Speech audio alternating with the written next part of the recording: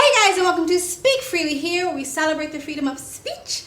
And today we're gonna do a quick little video. I wasn't planning on doing this video, but I saw this clip that really tugged at my heartstrings, and I just wanted to show it with you guys because a lot of times Western media or Western news media, mainstream news media anyway, doesn't show a lot of what's going on in other countries, especially what's going on in China. Not the truth, not the facts, not transparency anyway. I don't know if you guys are aware, but right now there's been a lot going on in China. The Chinese people are basically revolting and actually protesting against the Chinese government and the lockdowns, and there's just the strict lockdowns and what they've been doing to their own people.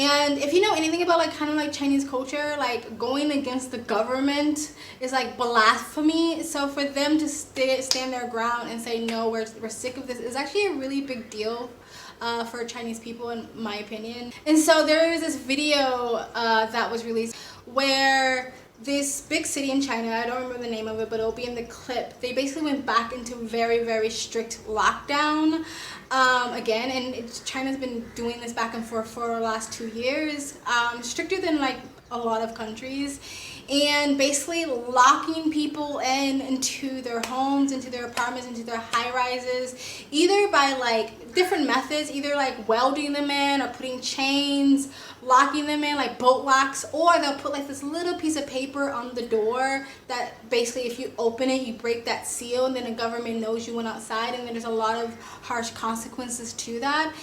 And so in protest, the Chinese people have literally been screaming out of their windows on top of their lungs, and sometimes screaming that they are actually starving.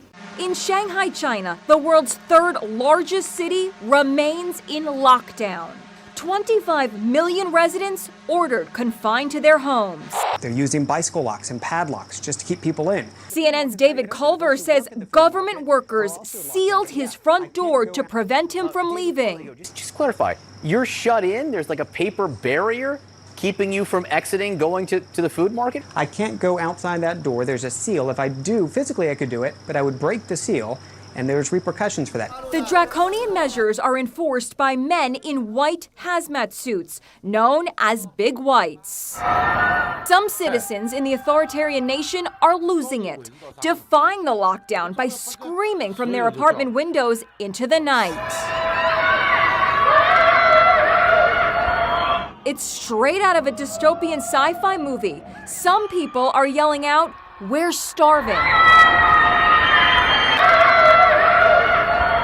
One of the reasons why I feel like China has been going into these really strict lockdowns is because the Chinese government, the leader, I forget his name, he basically implemented this zero COVID policy, and I believe there's an election coming up soon, and even though their elections are different because there's no term limits, doesn't mean that there's no one else battling for that spot, right? So there are people who want to dethrone the now leader, and not because they're even any better or going to make better decisions or policies, just because mostly they want power. And so they're trying to find any tiny reason to basically go against him.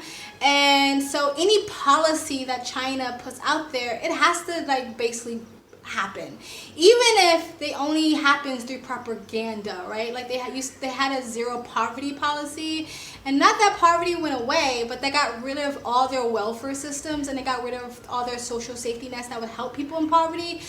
Because if they had those, then that would be evident that poverty still existed, even though it does. But through propaganda, they make it seem like, see, zero poverty policy worked, right? So basically, if there's even like one case of COVID, or if they just lock everybody up and make sure they can't come in contact with anybody, making sure nobody spreads COVID, then even though it's done in inhumane ways, it looks like the zero COVID policy actually worked, even though it's not sustainable and it's like literally starving people to death. So I think that's why. So that just broke my heart when I saw it, and it's just kind of so sad that so many countries, including America, cow down and bow down to China, even though they have so many freaking human rights tragedies or atrocities going on, that people just don't call them out. I think because America is so indebted to China, we have so many things made in China, and China has a huge audience, they have a huge population, so a lot of Western countries, including America, doesn't want to lose their population, their people as consumers. And so people are just willing to turn a blind eye to what they're doing, and it's really, really sad. So anyway, that's it, guys. Just wanted to like let you know this over for me, because a lot of people don't talk about it. Let me know what you think in the comment section below. Do you think that this can happen in your own country? Because I think a lot of people watch videos like this and like, that would never happen in my country. But really ask yourself that question. How close is your country to something like this one day actually happening?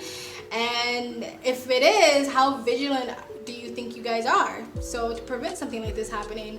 Anyway, guys, that's it. Let me know in the comment section below, what do you think about this video, what I said, what's happening in China. Let me know in the comment section below. Please like, comment, and subscribe. Hit that bell to get notifications when I do upload. All of that really does help with the algorithm, guys. And if you'd like to support this channel even further, you can donate. My PayPal and Cash App link is in the description box below, and also in the comment section. Of course, it helps, but you don't have to. You can just like, comment, and subscribe. I also have a second travel vlog channel. I travel as a lifestyle, or I live abroad. If you'd like to know where I am in the world, you can go to the description box below, and also in the comment section, hit the link, go subscribe to my travel vlog channel, and or follow me on my travel Instagram. My stories is usually what's most up to date, and also I have my link to my first commentary channel all in the description or comment section. And that's it, guys. You guys have a good day. Bye.